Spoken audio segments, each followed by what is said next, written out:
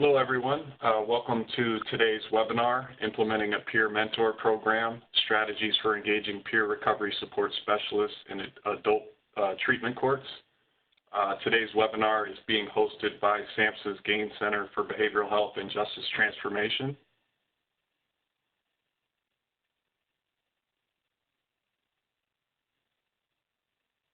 My name is Matthew Robbins. I work with SAMHSA's Gain Center, and I'll be moderating today's webinar. Before we get started, I'd like to share a brief disclaimer.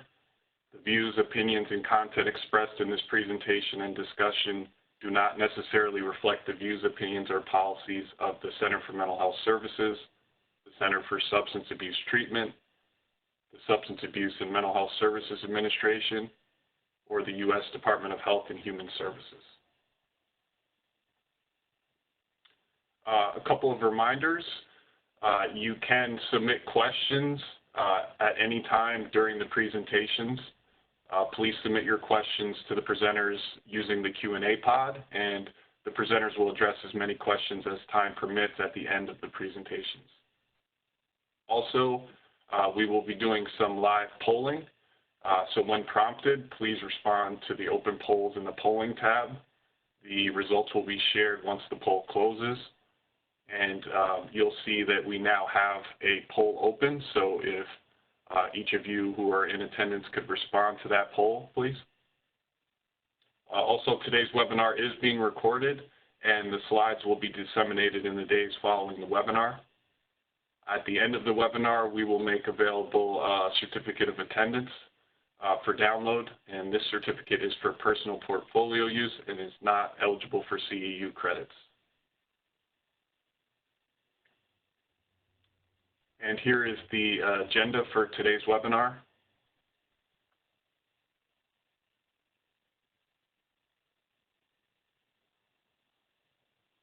And at this time, I'd like to turn it over to John Berg, who is a Senior Public Health Advisor with the Center for Substance Abuse Treatment at SAMHSA, for some opening remarks. Thank you, Matthew. Welcome, everyone, to today's webinar, Implementing a Peer Mentor Program, Strategies for Engaging Peer Recovery Support Specialists in Adult Treatment Courts. We appreciate you taking time today to participate in today's informative webinar. SAMHSA is very pleased today to present on the importance of peer mentoring as a component of adult treatment drug courts.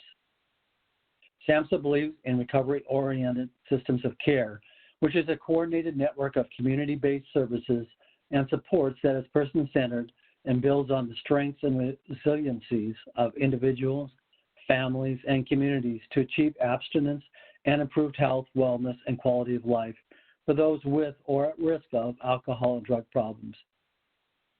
Peer recovery support services are an important part of the system.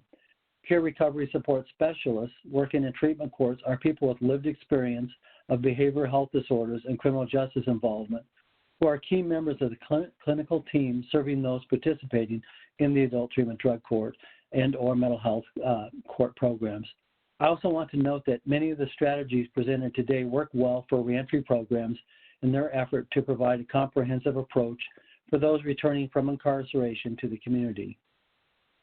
This webinar covers strategies for how to engage peer recovery support services in adult treatment courts to support people with substance use disorders and co-occurring mental disorders. Our presenters will discuss how to train peers to work in treatment courts, identify key community partners for an effective peer mentoring program, and define core activities of peers working in treatment courts and the peer certification process. They will also discuss the oversight and management of peer programs and provide real-life examples of successful implementation in the state of Oklahoma. We know that the implementation and ongoing management of mentors is critical to the success of adult treatment drug courts and re-entry programs as well. So we are very pleased to provide today's webinar and hopefully support you in this very rewarding work. SAMHSA has a resource document on our website that may be helpful as you look at implementing peer support in your program. It provides information about the foundation and essential core competencies required by a range of peer workers within behavioral health services. It is named Core Competencies for Peer Workers in Behavioral Health Services and can be found by searching the title on our website. It will pop up if you just input core competencies for peer workers. We are pleased to have three great presenters from Oklahoma share their knowledge and expertise with us today: Nisha Wilson, Heath Hayes, and Carrie McCoy. Thank you so much for your work in this field and for helping us with this presentation. I would also like to thank the Gaines Center and their staff for their work in developing and facilitating today's webinar. And at this time, I'll turn it back to you, Matthew. Thank you, John.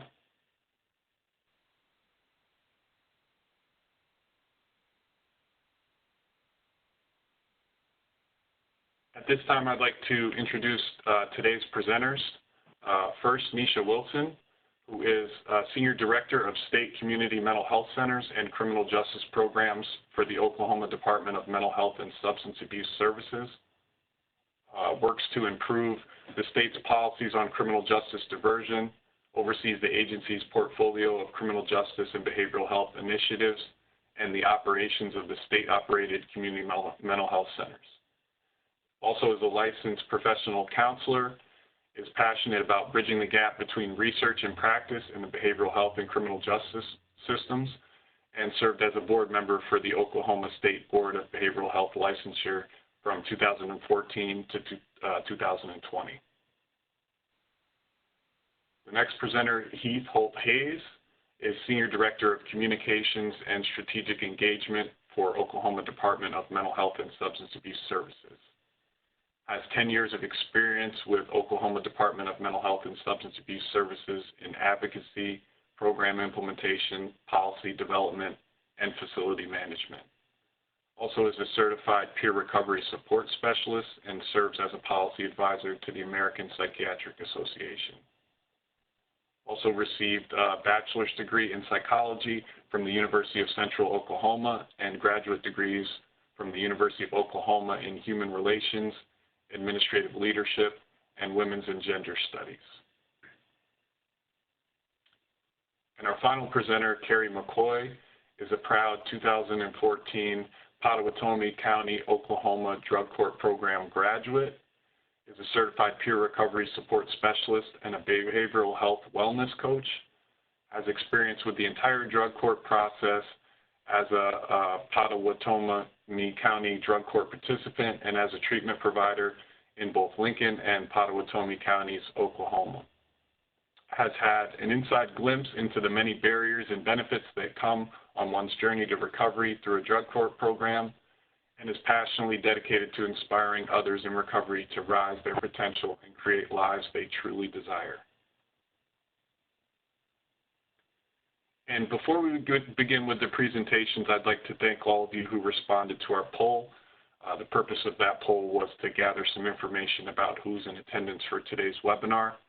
I'd like to share with you that it looks like it's a pretty equal mix in terms of the communities that are represented, equally rural, suburban, and urban.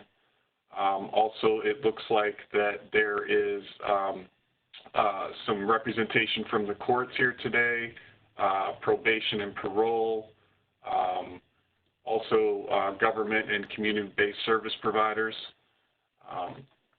And at this time, I would like to turn it over to Nisha Wilson. Thank you so much. I want to thank everyone on the call with us today, and on behalf of myself and my colleagues, thank you to SAMHSA and the PRA for the invitation to present on this topic. We really appreciate it. So as was mentioned in the introduction, I am an LPC. I'm a clinician at heart and have had the opportunity to work in criminal justice programs now for about 15 years. I really love that intersection of criminal justice and behavioral health because I think many of us have seen over and over that when you have a really compassionate court system and criminal justice system that can help hold people accountable, and when you match that to evidence-based practices and treatment services, you really have the opportunity to have a venue to help many, many people into recovery. So it's been a really exciting time over the last decade to really work in that intersection because we've seen a whole host of research and evidence-based practices really coming at us, where we have the opportunity now for those strategies to really drive our practices. Many years ago, those of us in the field were presented with information about what works, and that's really valuable. But at this point in the conversation, we've moved beyond that to talking about why things work. And I think in no other program is that more evident than our treatment court programs, like our drug courts and our mental health court programs, where we've seen really this abundance of information about concrete recommendations for how we can guide our programs and policies to help provide the best opportunity for the individuals we serve. So what I'm going to be talking about today is how we can utilize that information in specifically the drug court best practice standards, and how peer recovery support specialists play a really important role in helping our drug courts meet those best practice standards. In 2013 and 2015, the National Association of Drug Court Professionals published the Adult Drug Court Best Practice Standards. And at this point, we have a Volume 1 and a Volume 2. And those were really game changers for the drug court field, because they gave us operational guidance into the science behind why drug courts are so successful.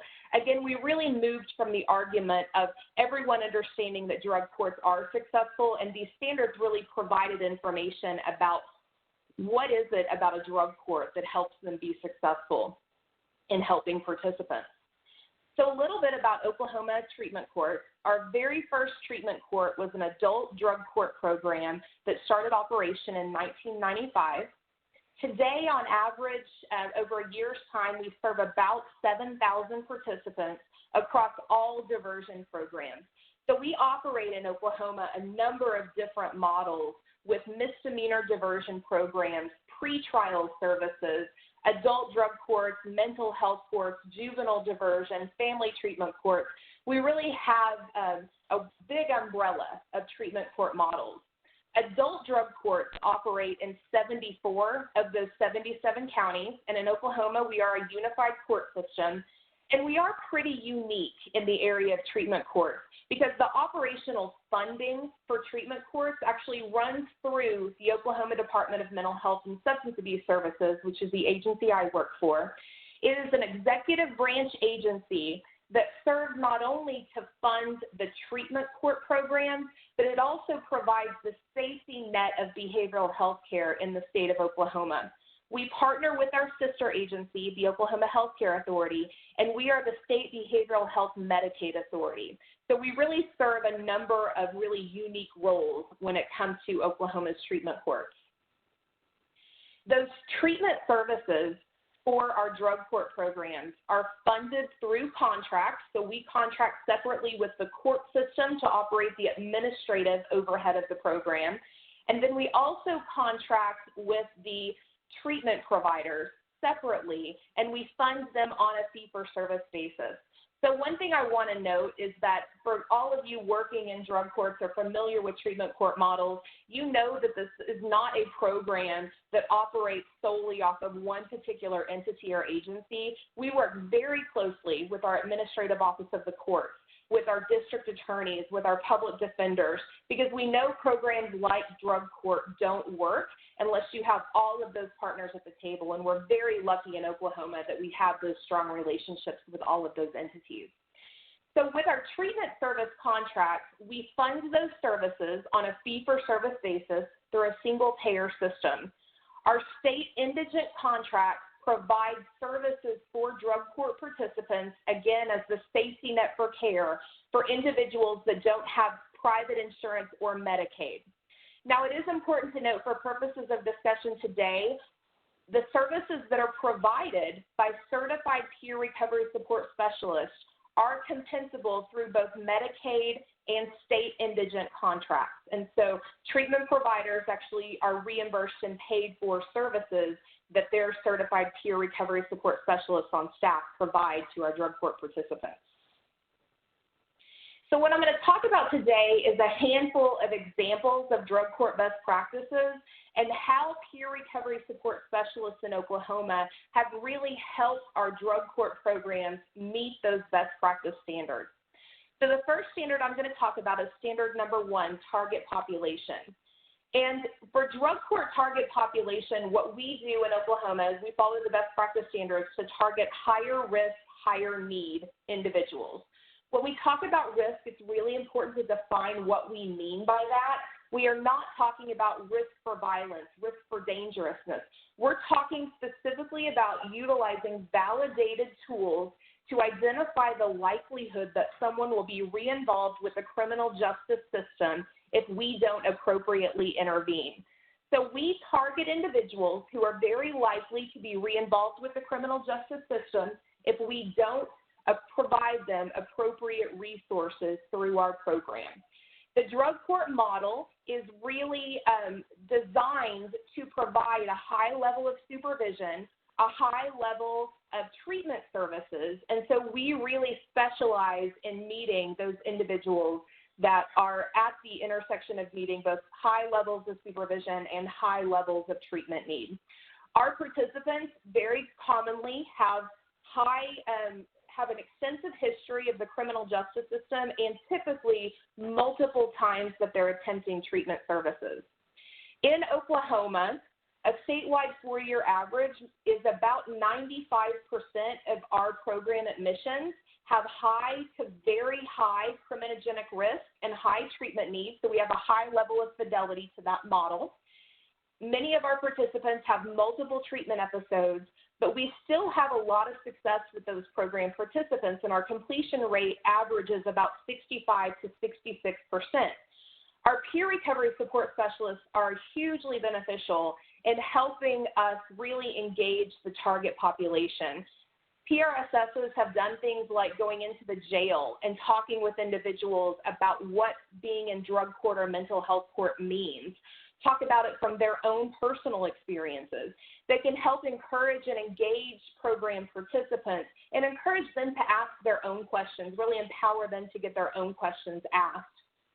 This is typically a population who, through multiple conversations and interactions with the criminal justice system, hasn't really learned to trust that system to care for them and their well-being. And it many times this started in their childhood with their own parents being involved with the criminal justice system. So peer recovery support specialists can really be a game changer in helping engage those individuals to even come into our program to begin with, and then in addition, really helping to engage them through the program to help with our completion rate. The next standard that I'm going to talk about is standard number 4, incentives, sanctions, and therapeutic adjustments. So we know through the drug court model, it's really important to respond immediately to participant behavior. And that's through either incentives, because we want to encourage participants in doing the same behavior again, sanctions, because we want to discourage that behavior, or therapeutic adjustments, meaning what we were doing in treatment services wasn't the right fit. So instead of providing some sort of punishment or sanction, we're simply going to modify the treatment services that are made available. So through the course of our drug court participation, very, very few drug court participants will go through the entire program without some sort of sanction or therapeutic adjustment. So our peer recovery support specialists can really help put setbacks into context. And so, for example, if we have an individual that's facing a couple of days in jail as a sanction for repeated positive drug tests, peer recovery support specialists can really go in and talk to that individual about, look, this isn't the end of the line for drug court. This is just a setback, and how do we get you back on the path to your recovery? Really providing continued motivation for future decision making. And many times when we have a violation in drug court, it wasn't simply a split-second bad decision. When we look back, it was really a pattern of decisions that really walked that individual, that participant, into the direction of eventually making a decision that was not compliant with drug court program requirements. So that peer recovery support specialist can really help that person walk through the decision-making that has been happening over the last couple of weeks to make sure that they understand really the pattern of that setback and what happened to help it not happen again. It's also really important in drug court that we provide participants an opportunity to be heard. But this can be both a very intimidating process in drug court, and it can also be an example of someone having a lot of difficulty in talking with authority figures. The drug court judge kind of serves as a stereotypical authority figure, the robe, the bench, ultimately holding individuals accountable to their program decisions. And so many times our drug court participants don't have a long history with being successful in speaking appropriately with authority figures. So our peer recovery support specialists are exceptional at being able to even do role-playing scenarios ahead of time and before court so that they can practice and get feedback on speaking with the judge, on making sure they're comfortable in speaking with public and have an opportunity to be heard. It's also great when our participants receive incentives and that peer recovery support specialist is there with that great relationship with the participant, really encouraging them and being their cheerleader for their successes as well. Standard 5 talks about substance use disorder treatment. This is a huge standard in the drug court best practice standards with a lot of different objectives for drug court programs to meet. In short, what this standard talks about is participants receiving substance use disorder treatment based on a standardized assessment of their own personal treatment needs. We don't do cookie-cutter treatment models. We really help develop individualized treatment plans based off of what that individual needs in order to be successful in the program. Our peer recovery support specialists are helpful with a whole host of opportunities under Standard 5. Providing peer support groups is one example of how peer recovery support specialists help with this particular standard and really help improving treatment engagement, instilling hope and wellness and recovery potential, and providing aftercare. So the aftercare strategies and a couple of other strategies, I'm going to go into more detail on how Standard 5 is improved when we incorporate peer recovery support specialists. So when we looked at our drug court program across the state a handful of years ago, when we compared our current operations to drug court best practice standards that have recently been released, what we saw was that we had particular challenges in our aftercare opportunities. And that was primarily due to our own state infrastructure and how we funded drug court programs. And we really made it difficult for our contracted treatment providers to re-engage with individuals in aftercare services once they completed the drug court program. So in 2015, we looked at this approach and instituted a pilot project with one particular drug court program, and we instituted the Recovery Management Checkup Tool as a pilot with this program. The Recovery Management Checkup Tool is a free tool. You can find it online on the internet, and really it attempts to utilize a script and a set schedule of contacts, and a treatment professional contacts an individual who has recently completed the active treatment portion of the program, what we would call phase 4, and have moved into phase 5, which we called aftercare, but didn't provide a lot of support services around that. So our phase 5 model typically required individuals to come to court, be routinely drug tested, and then also we encouraged them to re-engage with drug court treatment providers if they needed it, but we didn't provide a structured mechanism to actually provide outreach and pull people back into services if they were in need of that level of support. So through the Recovery Management Checkup Tool, at the completion of phase 4, this pilot program would utilize clinical staff to make phone calls and use the recovery management script. That tool is not developed to reduce the likelihood of relapse, but it is developed and has a lot of research around its ability to identify very early stages of relapse and pull people back in for voluntary services that are short-term to then put them on the right path again. When this program implemented this recovery management checkup structure, their completion rate went from an already impressive 67.5% up to 69% in this particular drug court. In fact, it was so successful that a few years later, we requested a grant through the Bureau of Justice Assistance to expand that project statewide, and we're currently in the process of implementing the recovery management checkup tool across our drug court programs. The peer recovery support specialists in those treatment providers are really well aligned to provide those phone calls and aftercare checkups. Our goal is that they're developing relationships with participants before they ever even come in the program, maintaining that relationship throughout the program, and then upon completion are really serving as the connection and the lifeline to care if they need to be brought back in for services. And so far, that's been a really successful model for us. So Standard 6 is talking about complementary treatment and social services. So in addition to the substance abuse treatment, we know that many of our treatment court participants have additional co-occurring treatment needs. Typically in drug court, it's very common for our drug court participants to have additional mental health treatment needs. Us, like many other states across the country, saw drug court development first across the state, and mental health courts have come on board, but are not available and accessible everywhere that drug court programs are. And I think that's pretty consistent across the country.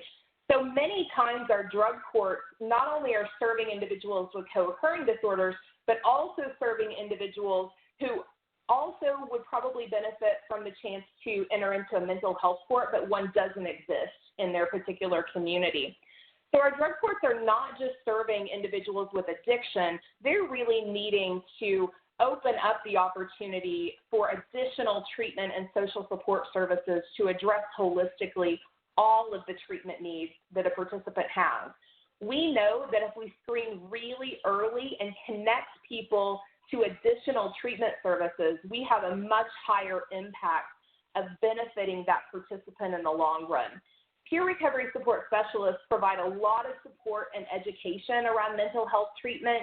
They provide a lot of support around wellness strategies and reducing health risk behaviors. In particular, we know that we still struggle with a stigma related to behavioral health treatment needs in general, but also sometimes in the substance use treatment world, there's also still a stigma that's attached to mental illness and needing medications and holistic wellness and recovery. There's a lot of research around if you can address health as a holistic issue, our outcomes are that much more improved, and peer recovery support specialists can really help carry that message for us as a clinical team.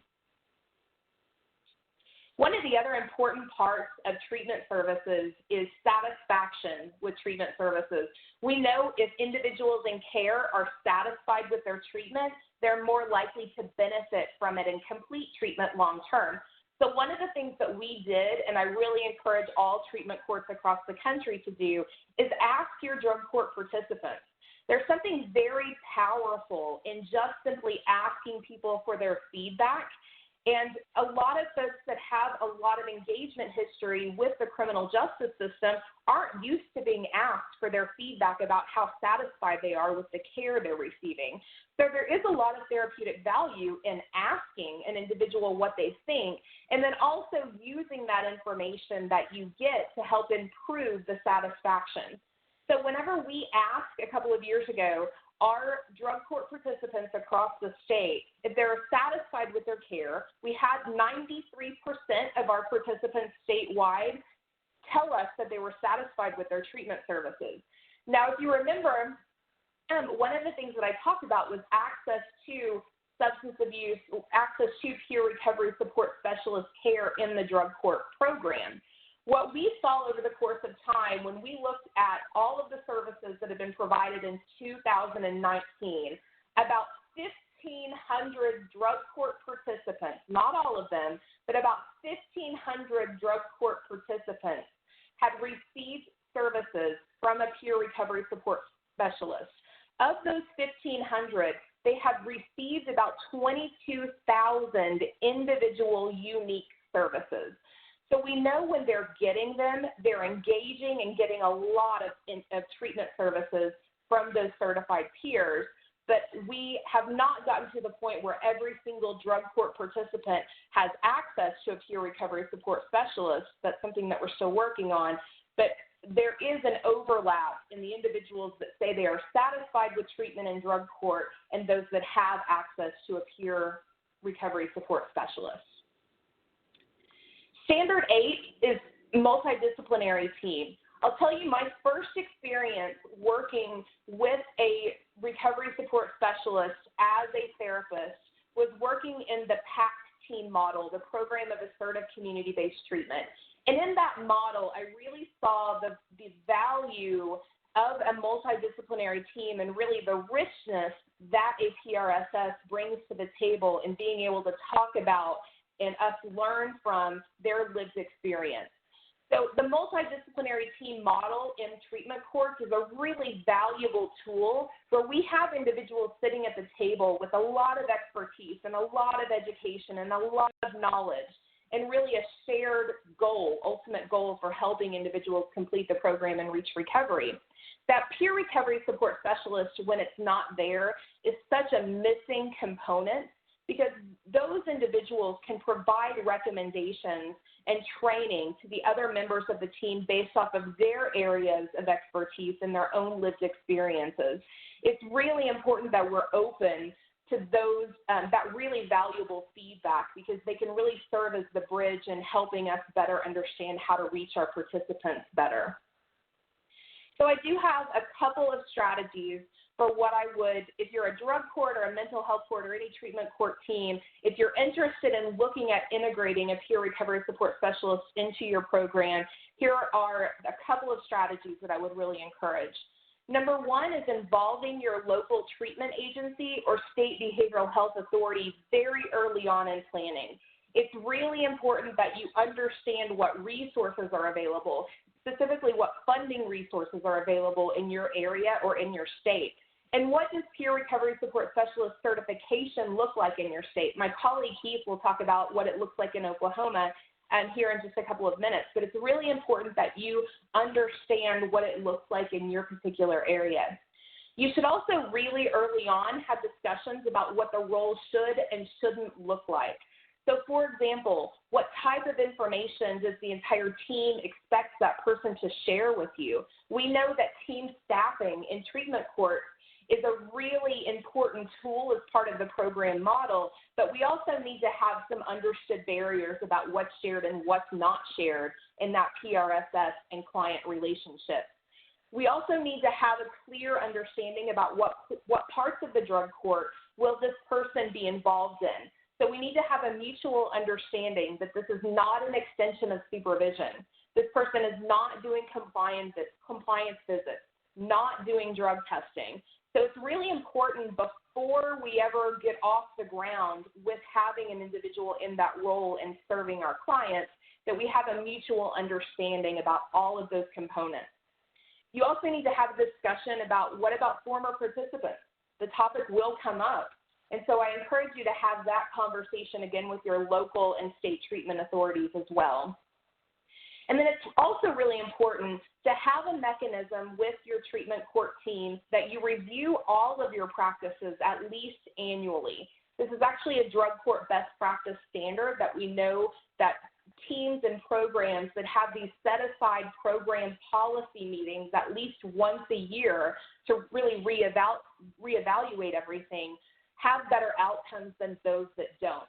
So this is one of those components that we consistently need to reevaluate the role of the peer recovery support specialist in our program and say maybe at the beginning we weren't open to former participants, but now we understand that's actually a really valuable component that we want to add to the program, so we want to change that. The last bit of strategy that I would really recommend is to listen, listen, listen. Peer recovery support specialists can bring a lot of valuable input to the team. They're a huge resource to participants, but we have to have an understanding to be open to listen to them, to be able to bring value into the practices and policies of our program. So with that, I'm going to turn it over to my colleague Keith Hayes to take the next slide.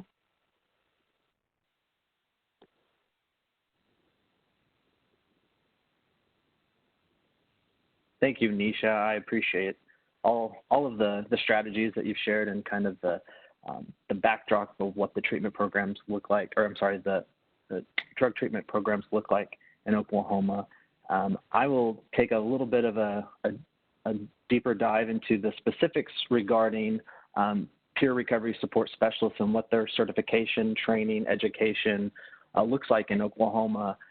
Coming from the perspective of lived experience myself, it's been a really fantastic way to find motivation to make sure that the voice of the person who has been served is threaded throughout all of the decision-making processes within the programs that we administer at the state level, as well as making sure that our various partners in treatment, be that treatment court or another community stakeholder, that input is incorporated and included in kind of the way that we deliver recovery support services across the continuum.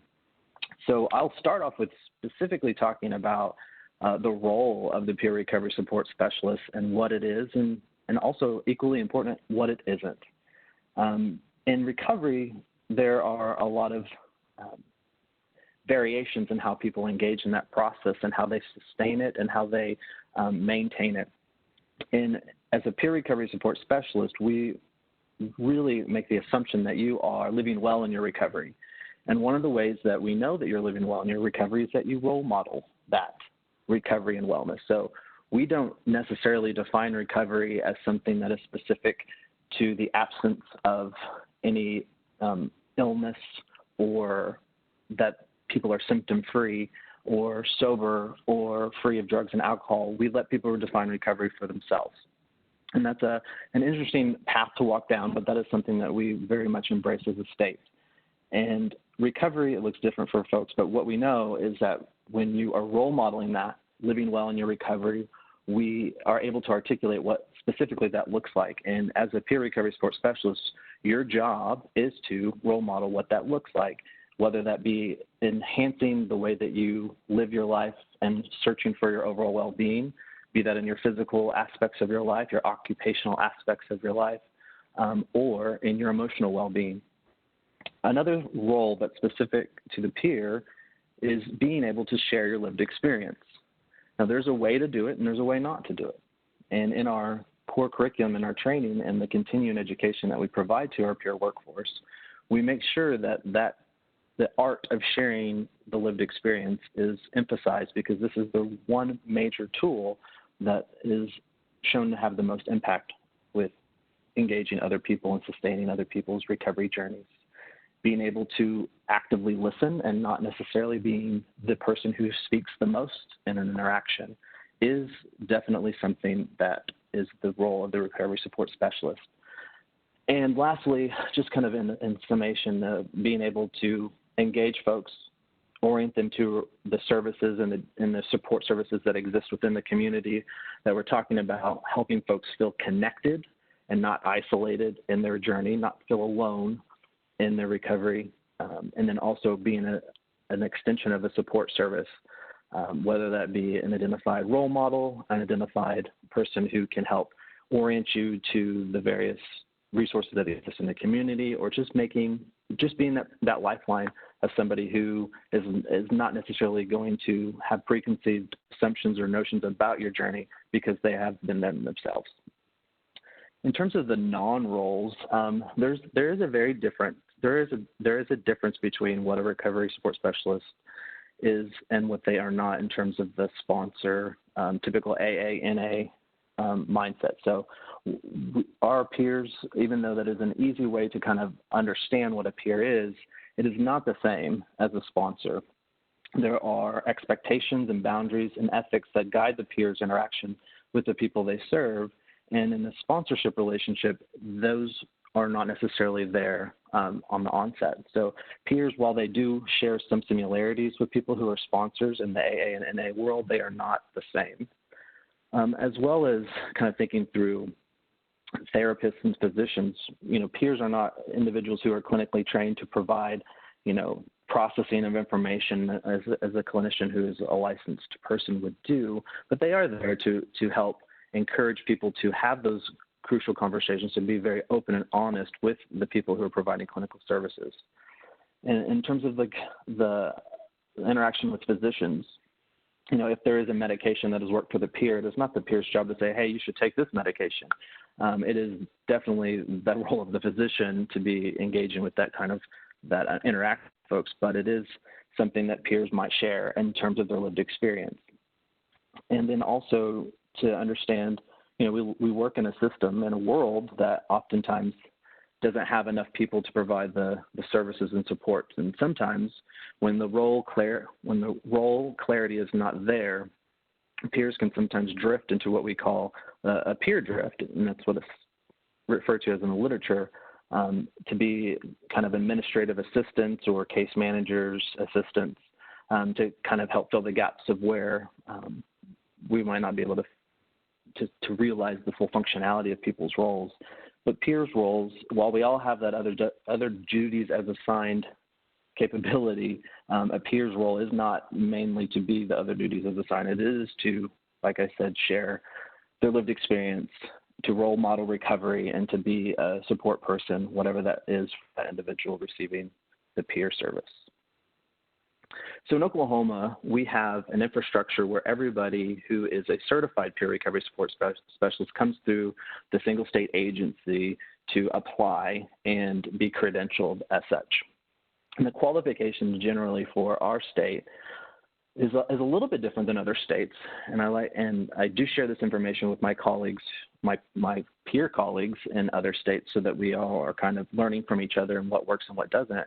But the qualifications mainly for us is that you at least have a high school education or a GED, you be 18 years or older, that you live well in your recovery. And again, we don't necessarily define that for folks, but we do have them articulate what that means to them as part of their application process.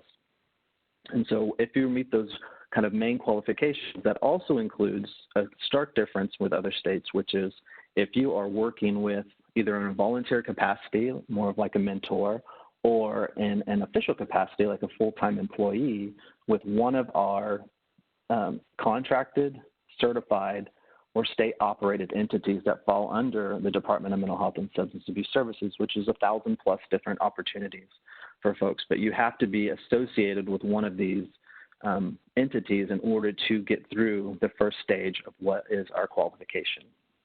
And so you submit with your application, what your recovery plan is, answering various questions so that our applicant reviewers can help to determine whether or not at what stage in your recovery you are and if you would be a good fit. But also you're having an endorsement by one of our treatment provider entities or stakeholders that is also saying that they feel and believe that you are well enough in your recovery journey to be able to share that with other individuals as a way to elicit engagement. If you pass the application components, you're offered one of our monthly seats in our 40-hour face-to-face training. And so individuals complete this 40-hour face-to-face training. And of course, with COVID, it's actually lend us into whether or not this is necessarily needed. This needs to be provided in a face-to-face interaction, because we've been completing these trainings via Zoom, and it's been just as effective. So we're still kind of thinking through what that looks like in post-COVID world.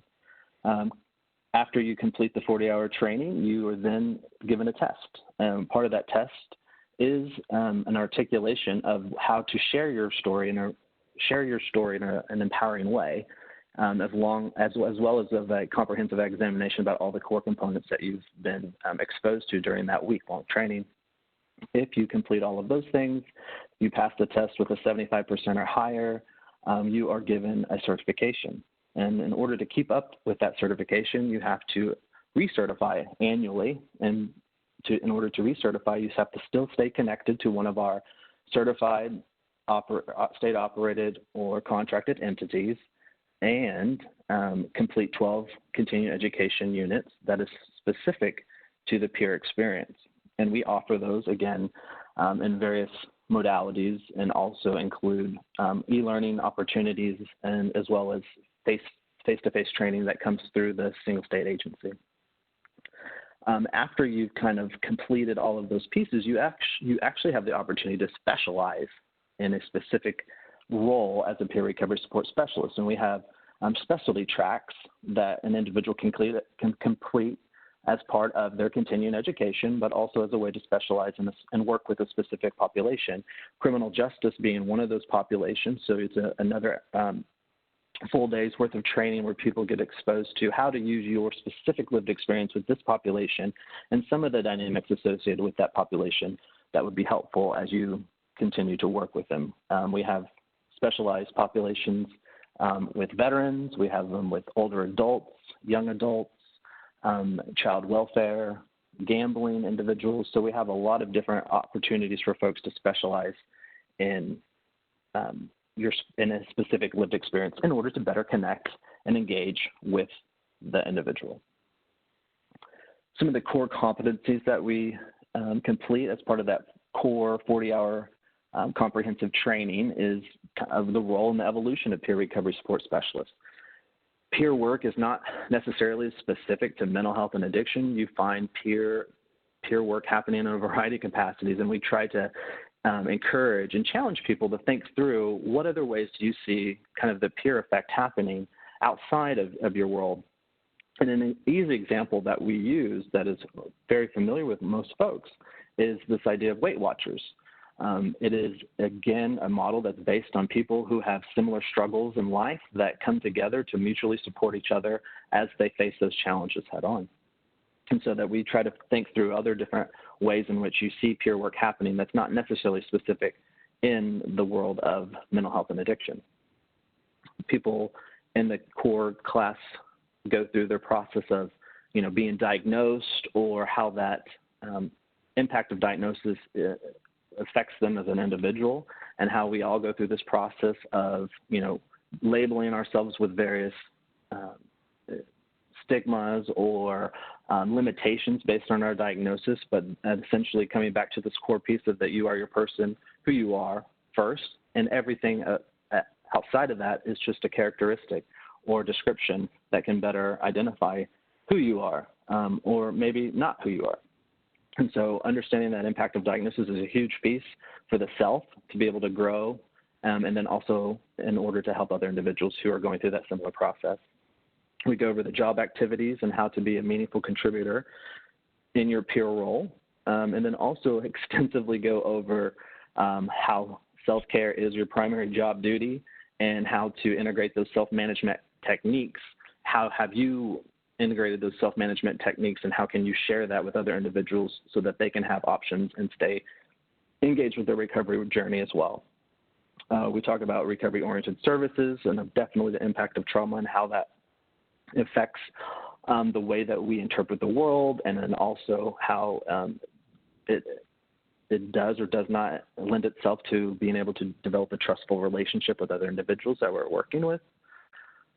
Developing our own recovery and wellness plans. This is something that isn't illness-based, but it is something that is more strengths-based in nature, meaning that what is it that you want to achieve? How do you get back to the space of who you were always meant to be, and how do you get better than that? How do you exceed your expectations for your recovery and working on various aspects of your overall health and wellness? We go over strategies on how to use motivational interviewing and also processes associated with problem-solving skills. And one of the core pieces of our training is how to facilitate a group, whether that be a curriculum-based education group or support group that helps to create safe spaces for other individuals to share in their frustrations, their joys, their successes, and their fears associated with, being clean and sober, or completing a different treatment program, or interacting with a criminal justice situation. Again, going over the main component part of our core curriculum is how to share your lived experience in an empowering way, because there is definitely a way to not do it well. And so we want to make sure that folks celebrate their successes in their journey while acknowledging what it is that they have overcome in a way that makes another individual inspired to do something similar in their own life. And then one of the things that we visit in this core training and then also revisit annually is the ethics and boundaries associated with delivering peer services, because at some point, you're in an intimate setting sharing your personal life of the individual, it sometimes can get blurry, and we want to make sure that people understand where those lines are and to make sure that they keep those boundaries intact as they continue to deliver peer support services. And for the additional training that we would offer as somebody who specializes in criminal justice delivered peer services is the impact of culture of incarceration on your behavior. An easy example here would be, and again, this is all feedback that we've received from individuals who have, navigated the criminal justice experience as somebody who has a behavioral health issue, is I now have the ability to turn on and off my own light, and that is a trigger for me, and this is why. And so kind of thinking through all of those various instances where people might be reminded of or not remember that they have, choices in their daily lives in order to kind of gain back that power of I am in control of my own destiny and how am I going to support myself during this journey.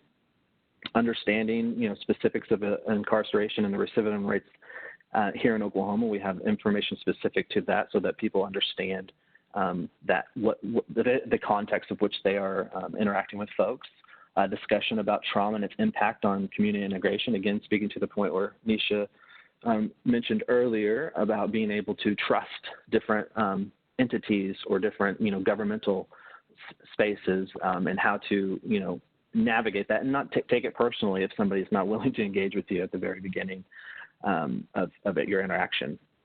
And then again, going over this lived experience of mandated recovery versus self-driven recovery because of the bench or the robe effect.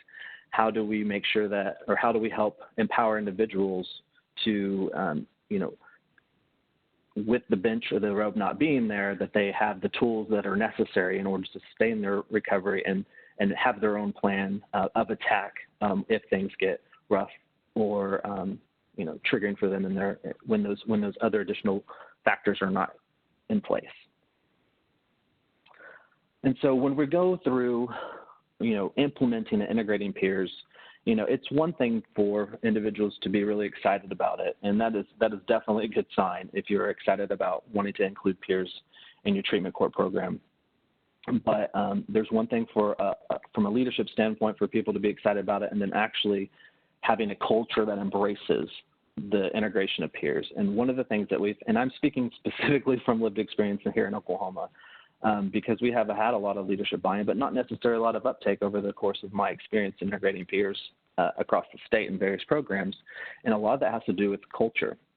And so everybody has to be bought into this idea of recovery-oriented services and programs, or the peer is not going to thrive. And so we want to set ourselves up for success in this. And some of the things that we can do is, what is your level of commitment to recovery-oriented philosophy? Do you, at this point, or would you ever solicit the input of people who have received your services or been part of your program, not just them, but their family members and all their staff? What are the challenges associated with integrating peers, and what are the hesitancies? Because those are real thoughts and real feelings, and we have to talk about them in order to really move forward in this integration. Provide resources and ongoing training. Examine the extent to which language is recovery-oriented in the policies and the procedures. We talk about person-first language is a very, very easy concept to understand, but a very difficult thing to integrate at some point. So it's an easy example of this would be the word addict versus a person who has an addiction, because you are a person first and you're not defined by your illness or your circumstance. So how do we get to a space where everybody is acknowledged as the person they were always meant to be versus, the illness, the symptomology that's associated with life's circumstances. Conduct the treatment court self-assessment. These are tools that we can share, or they're easily found on the internet for you to think through. Are you ready to be a treatment court that integrates, peer services and peer support into its array and its culture? Examine and create shared expectations related to boundaries and ethics. Again, alluding to what Nisha was speaking about earlier, let's all be on the same page with what is appropriate and what is not appropriate. Align the policies in place with a recovery-oriented approach. To what extent are we willing to formalize this relationship and put in down to paper what it is that we all agree on and the expectations from a policy standpoint? And then clarify the expectations and roles with new peer staff, both employees and if you're going to enter this world of volunteerism, which is a lot of great research that backs, easing into this in terms of a volunteer space. Make sure that we're all on the same page as we integrate peers. Some effective service delivery components would be of a peer. So what the research says that peers are really good at, and it's conducting initial engagement. At whatever point that you can enter a peer into a space where they are interacting with that individual, whether it be a program participant that's not even a program participant yet, what spaces would you be able to insert a peer to outreach and engage and have those initial conversations?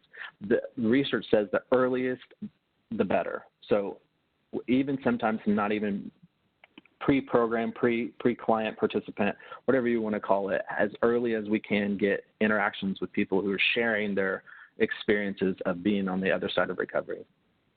We know that they're really great at facilitating wellness and recovery plans because we have done it ourselves, creating this culture of peer support. It's kind of humanizing the human experience. We all have struggles in life, and to what extent have we leaned on our fellow coworker or community member to be able to get through something?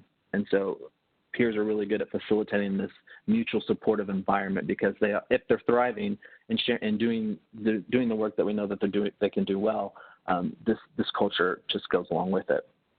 Promoting community integration, being able to utilize and maximize the resources that are available in the community, and then just doing this continuous support piece, which is so crucial. And then just to kind of touch on the potential of peer support. So, these are the things that we don't necessarily do, and this is from Oklahoma's perspective. We don't necessarily do as well as we could, but we know that they're spaces that we want to improve upon.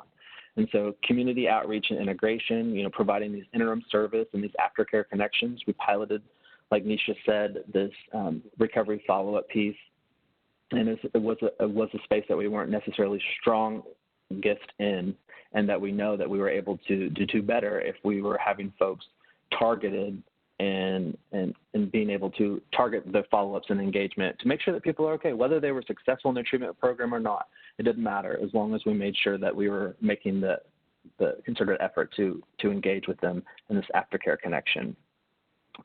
Peers set the tone, set the environment that people enter, and whether that could be in the space of a greeter or a mentor, or just being able to be accumulate all the resources that are happening or the events to be a kind of liaison to the community and what types of supportive events are happening or folks can get engaged in a healthy coping strategy way, and being able to disseminate information and be seen as a resource, a concierge, if you will.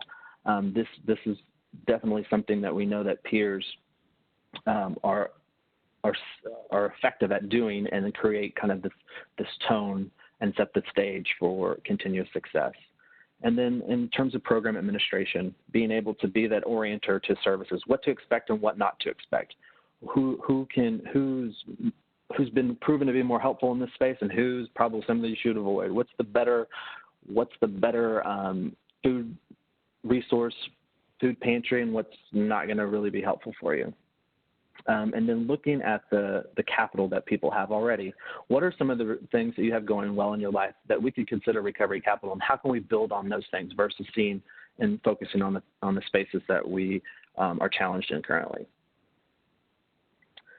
Again, the follow-up and recovery check-ins, they have to be targeted, they have to be specific, if that's how we know that they're the most effective, but also in transition from one level of care to the next. So whether that be in a prison-based setting, in doing a reentry type phase, we know that peers are really helpful in both behind the walls and then transitioning outside, or whether it's in a crisis situation and transitioning to residential or to transitioning to outpatient treatment. As long as we know that peers are in that space and being able to connect you in those different levels of care, we know that peers help to keep those folks engaged with the services.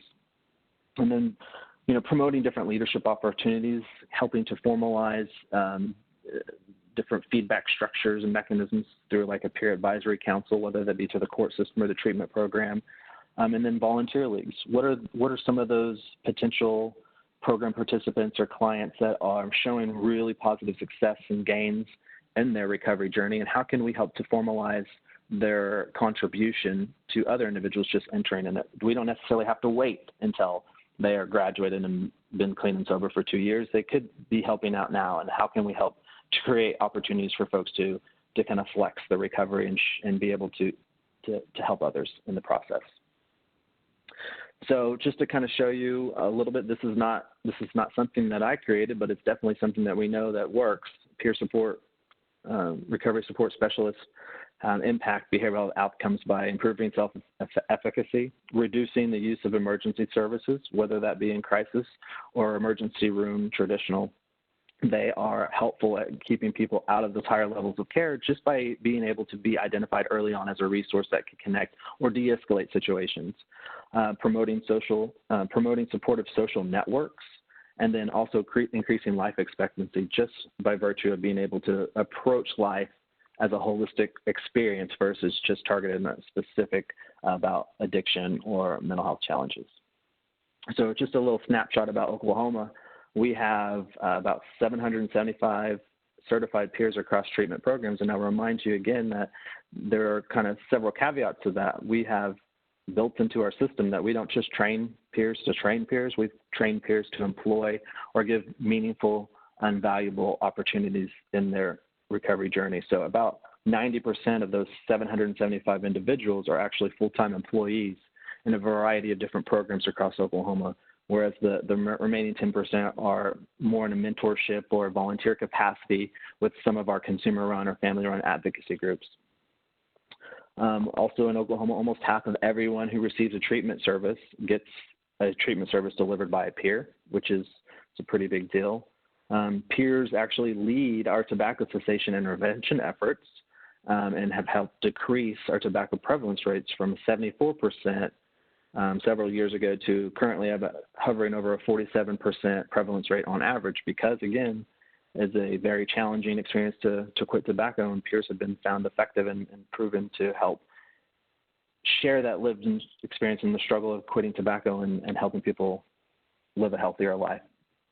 And then kind of the difference between the agree and the strongly agree with the satisfaction surveys that are collected across our treatment system is that 100% of those who strongly agree with the service satisfaction have received a support service from a peer recovery support specialist.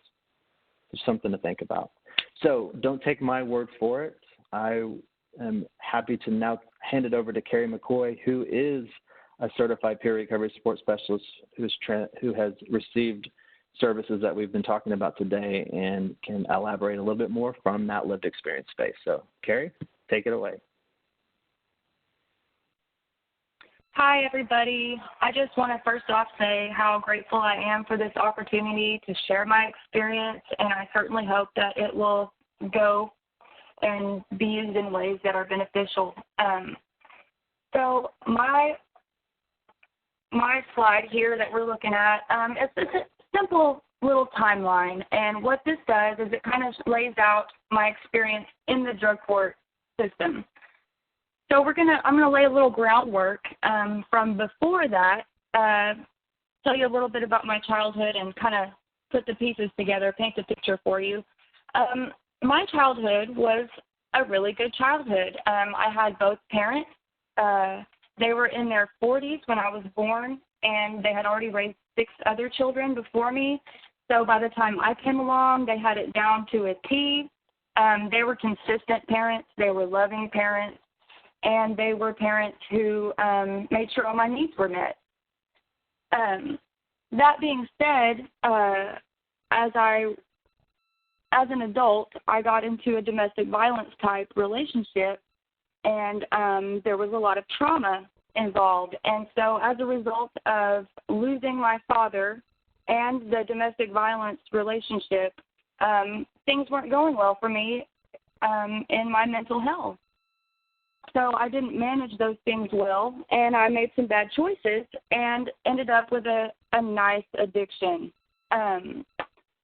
So during my addiction, I was just running around doing things that were harmful for me, making my family sad, breaking my family's heart, doing all the things that happen in addiction. And at one point, I decided that I didn't want to live like that anymore, and I turned myself in on my warrants, and I was ready to move forward. At that point, I thought that I was going to go do 12 to 15 years for possession of CDS.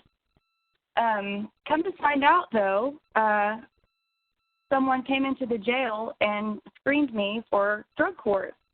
So I was really excited about the idea that maybe I could not go to prison.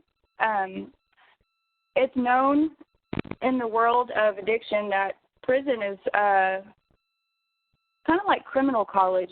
You go into prison and you come out and you have more connections, and it's even more difficult. You have more trauma, more connections to people who can lead you astray.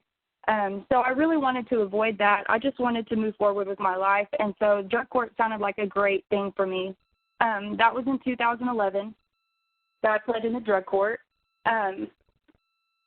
So I began the drug court process, and I'm moving along pretty smoothly, and I'm receiving treatment services from Gateway to Prevention and Recovery in Shawnee, Oklahoma. It's a great agency, doing great things out there. And there was an employee there who was a peer recovery support specialist himself named Craig Lewis, and he planted the seed in my mind about, he's the first one to ever mention what a PRSS was at all to me. I had never heard of it before, but he kind of described it to me as someone who can take all of their negatives and turn them into a positive and help others. And I really thought about that a lot, because at this point, the stigma of having an addiction, it's not just people who don't have the addiction that the stigma affects. Even as a person who suffers from addiction, you have a stigma upon yourself that you'll just, this is me, I'm a lifer, I'll never do anything right, I'll never be able to overcome this, I'll never be able to have a successful life. So for someone to tell me that it was possible to use all of my negative life experiences from my period of addiction and make it a career, I was really interested in that. So I go through and I graduate drug court in 2014. That was a day I'll never forget. I was very proud of that. A lot of people go into drug court thinking that the system is set up for failure. They want you to fail. They don't want you to complete this. And I will say that every interaction that I've had in drug court with a PRSS was just another reason for me to believe that there was hope that I could graduate and move on and maybe even have a career with my life experience. So I went on to do so. I did some volunteer work and was involved with an agency in Oklahoma called OCARTA. Great agency, doing great things over there too. So when I became the peer recovery support specialist, my first role was to be a life coach to women who are seeking recovery. And I was working in an agency that was very urban and very ground level. We witnessed a lot of homelessness and a lot of struggle. And that was a really good experience for me because I was able to find people in their darkest depths and give them just a little spark of hope that maybe there's hope for them to have a good, peaceful life too. It's been said, I've heard it many times, that sometimes in recovery, people don't always get it the first time. You don't hop on a bike and just take off. You have to try several times. You fall off of the bike, you skin your knee, you're angry, you're hurt, and you're sad, and you start back over. And it's been said many times that in recovery it takes 10 touches for someone to get it. So I know that I may come across someone that is resistant or doesn't really like the idea of being in recovery at the time, but I know that I might just be one of those 10 touches, so I don't take it personal, and I just have faith that the next people that come in contact with this person will be the one that shines that light for them. Okay, so the next date I have on my timeline is August of 2017, I began working for Gateways to Prevention and Recovery in Shawnee, which was my drug court treatment provider. And that means that I was providing services to people who were in drug court as they hold the contract in Pottawatomie County for drug court. That was a really, really rewarding experience because some of the people who would come through were people I knew or people who knew me in my dark moments. And honestly, I've had people say, oh my gosh, I thought you were a lifer. I never thought that you'd get out of that life. And then to see you sitting here, you know, teaching me things, it really inspired a lot of hope in people. And it was really rewarding for me to be able to show them that recovery is possible for anyone. So I just kind of put a few things together here. Several studies have found adolescents, after experiencing trauma, will begin using drugs and alcohol up to 76% of the time. And people with an ACE score of 4 or higher are 1,200 times more likely to attempt suicide than someone with a score of 0. I'm bringing this up because, you know, I had a pretty good childhood. I didn't really have a lot of reasons to feel traumatized. But one thing that I do know is that the people I come in contact through my work, we all have a different perspective of things, and it feels like it's really comforting whenever you come across someone who knows how hard it hurts, how bad it hurts to be in that desperate place and to feel like there's no hope. And most of the people that are suffering with substance abuse and usually mental illness have experienced a certain level of trauma, and that's really kind of the common denominator in my experience. So working with a PRSS from the perspective of someone who is just coming into recovery or drug court, having a PRSS on your side during treatment is like walking into a crowded room full of people and then seeing someone you know. We all know that as humans, we communicate in a lot of ways that aren't exactly verbal, and there are a lot of things that we do to make people feel welcome whenever we first meet them. And a person who's just entering into their recovery does not have a lot of trust for anyone in the behavioral health treatment area at all. They feel like it's us versus them, and whenever you have someone that's a PRSS that comes in and is welcoming and you feel like they might understand, it kind of makes you feel like, well, maybe it's not us versus them. Maybe it's us all together. Those served know that a PRSS can go to the deepest depths of their feelings with them and reach out a hand to help them climb out of the darkness with methods and tools that have worked for the PRSS personally, just to kind of reiterate. In my experience, I've been told numerous times that the participants feel like they can share things with me a lot easier than their other treatment providers. And there's kind of a balance there. You have to know what you can share, what's important to share with the rest of the team that will be beneficial, and then also keep your level of trust with your participant. But the lifestyle of addiction and mental illness is hard to understand if you've never been there. A PRSS can be beneficial in a variety of settings and help build mutual trust and respect between clinical staff and those receiving services. Like I said, I've been lucky enough to provide services to people who I sold drugs to or ran around doing some really terrible things with. These people were shocked at first and then felt more comfortable with the whole process because they saw me at my worst and then at my best. If she can do it, maybe I can too.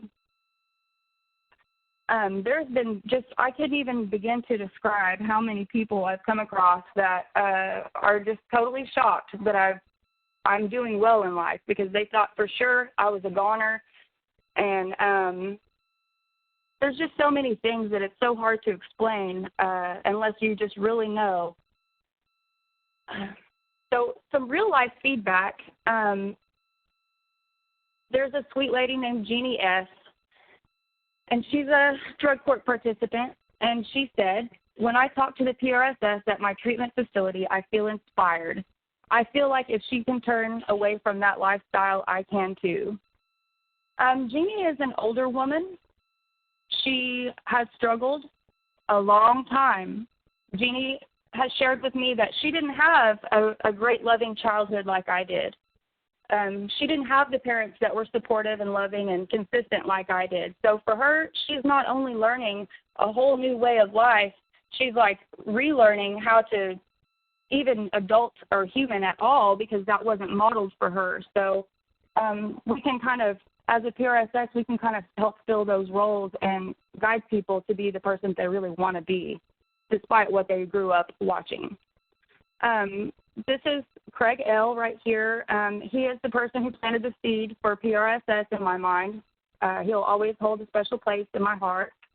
He said that I serve as a bridge between the judge and court staff. People respond well to me because they know I am one of them. Craig works directly with the drug court program in Pottawatomie County, and all of the participants in drug court really respond well to Craig. He's always very happy and has a lot of good things and good information to share with them, and they know that they can pull him aside and say, hey, man, I'm not having a good day because X, Y, Z. And they might not be able to say the same thing to some of their other treatment professionals. It's a lot different role. And then we have Shane H.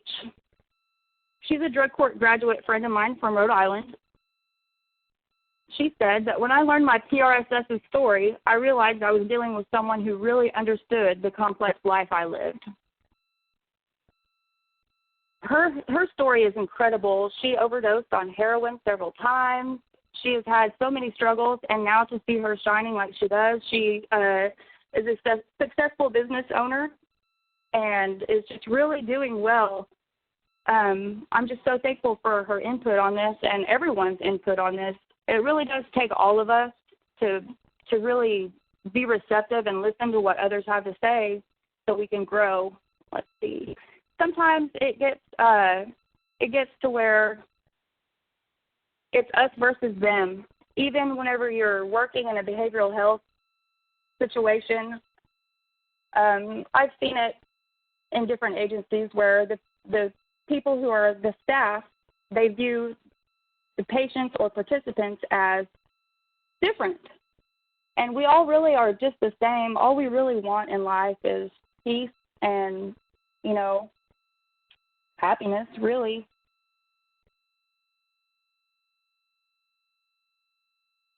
I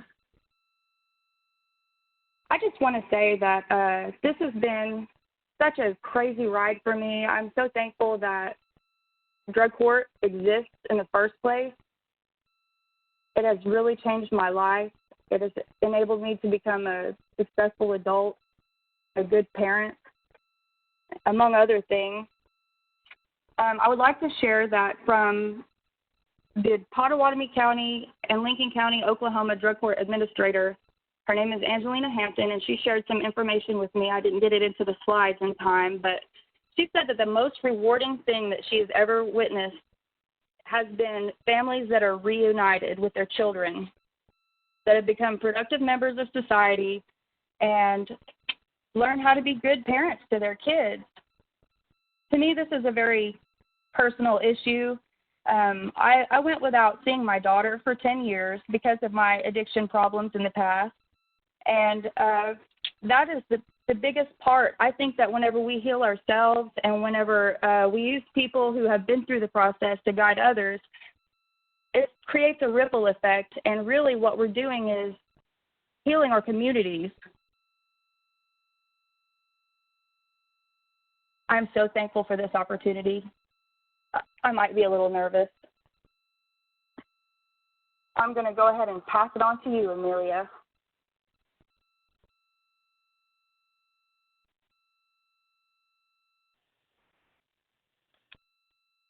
Okay, thank you, Nisha and Heath and Carrie.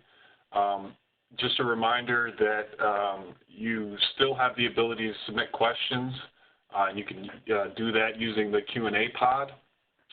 We have a few minutes here, so I'd like to get right into some of the questions that we received so far, starting with a very basic question about peer recovery support specialist position in Oklahoma, and just wanting some clarification from one of the presenters about training involving both mental health and substance use, and whether or not peer recovery support specialists focus on one or the other, or both during their training and providing services.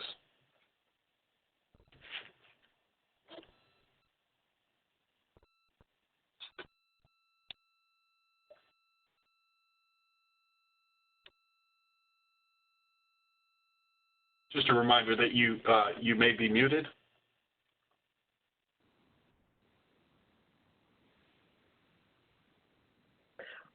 Hi, this is Heath, and I think I'm going to answer that question. So for Oklahoma's core training, we are integrated with both mental health and addiction competencies. So a peer recovery support specialist is both a peer to the mental health side of our system as well as our substance use disorder side. Great, thank you. And so along those same lines, regarding the training, is that something that folks who are interested in becoming peer recovery support specialists have to pay for out of their pocket? And also, while going through the training, do they receive any compensation for participating in the training?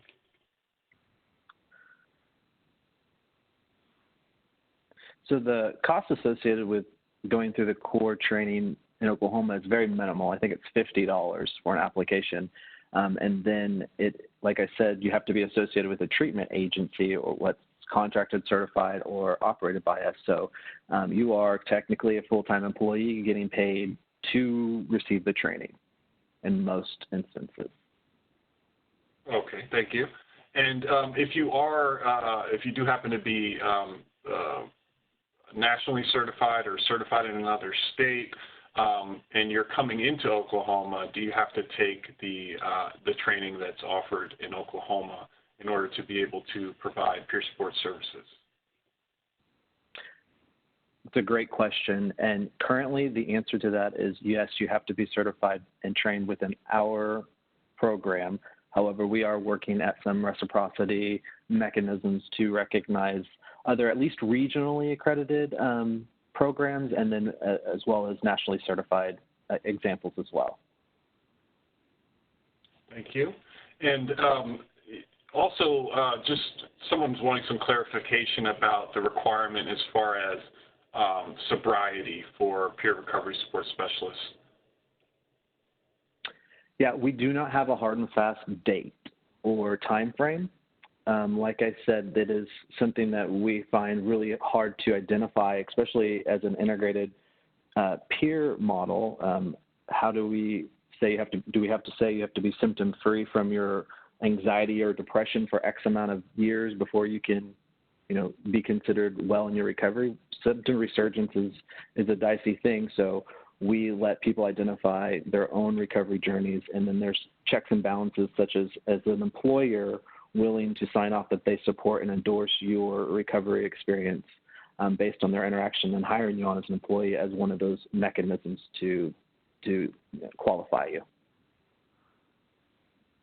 Thank you. And so we also received several questions about clearance.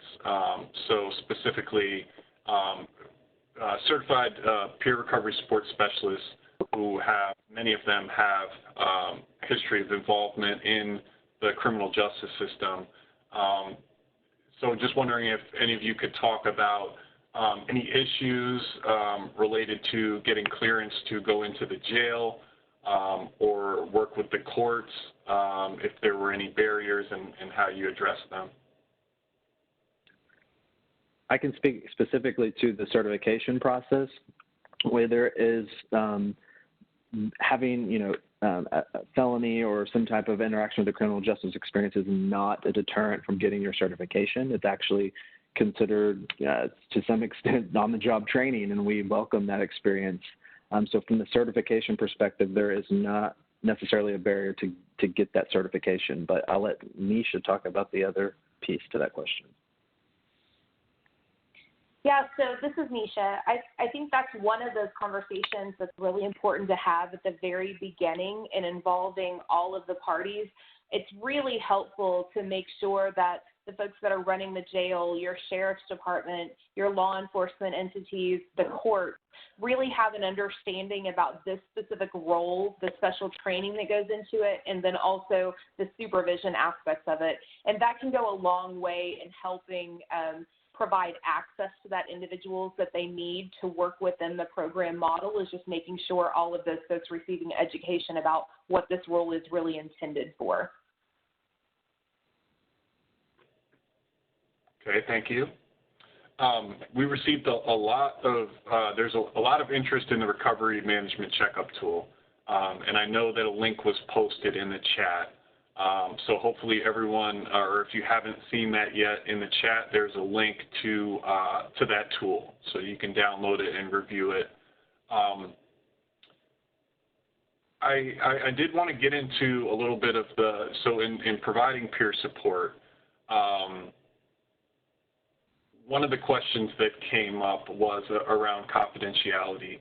And so just wondering if one of you could talk a little bit about what types of information you share with the rest of the team, and you know, is there information that you keep confidential, and you know, as far as like mandated reporting, any guidelines around that? So this is Nisha. I'll address that, and then I'd certainly like to hear Carrie's input on this question as well.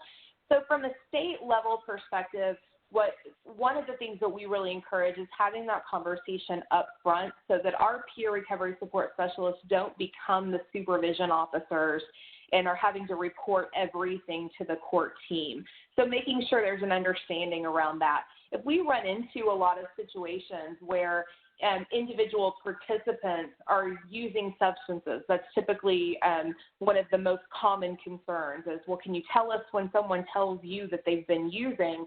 We really encourage and work with the court then to look at their drug testing practices, because if we're consistently running into situations where we are hearing about someone's drug use from a staff person versus identifying that in drug testing, then it's typical that our drug testing procedures aren't randomized or aren't being utilized as frequently as they need to be. So we encourage our peers to, instead of reporting that directly to the court, have a conversation with the participant about how that would look like if they talked with the court, if they told their therapist, if they told their supervision partner about their use or about their particular violation, and really empowering that particular participant to report that information as a process of recovery.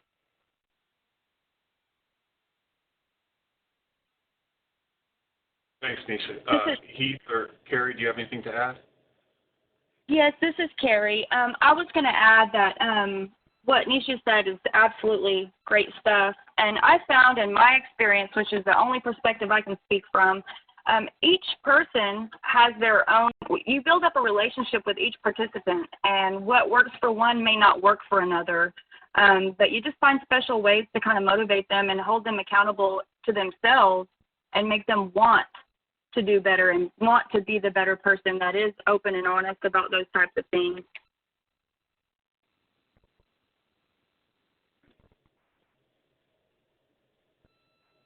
Okay, thank you. And so along the lines of supervision, do you all have any guidance as far as supervision, best practices for peer recovery support specialists, or maybe you could talk a little bit about how you handle supervision within your agencies or organizations? Yeah, this is Heath, and we definitely have an additional type of training that individuals who are supervising peers go through, and is now a requirement as part of kind of the general oversight of peers within our treatment side of the system. And that basically, it's so interesting, the feedback that we get from this supervisory training for peers is really, man, this is really good information to just be a supervisor, which, you know, is in essence, you know, make sure that you're checking in with folks, you're consistently meeting with them, that you're having, you know, you mutually identify your your relationship as a supervisor and take into account that they're humans and will have struggles and setbacks and successes, and to be able to develop a relationship that's trusted enough to be able to share that information before it gets, complicated. So yes, and happy to share that. It's based off of a model that was developed by the Appalachian Consulting Group that we've made revisions and changes to over time. Okay, great, thank you. And unfortunately, it does look like we are about out of time, so we won't be able to get to any more questions today, but we do appreciate you submitting all the questions, and we'll do our best to get some follow-up information out. We do, as we mentioned at the beginning, have a certificate of attendance for today's webinar, and that's been made available for download, so you should see that file transfer box on your screen, and you can download the certificate of attendance now. Also, we are doing one more poll before we close out the webinar, so if you wouldn't mind responding to that poll, we would appreciate it. Just an announcement that there is another upcoming webinar from SAMHSA's Gain Center on September 1st from 2 o'clock to 3 o'clock p.m. And that webinar will focus on understanding and addressing criminal thinking. And also a reminder, if you haven't done so already, please subscribe to the Gain Center's listserv. That's probably the best way to get information and announcements about Gain Center activities. And here is contact information for SAMHSA as well as the Gain Center. I want to thank all of our presenters for today, as well as everyone who attended the webinar. Thank you.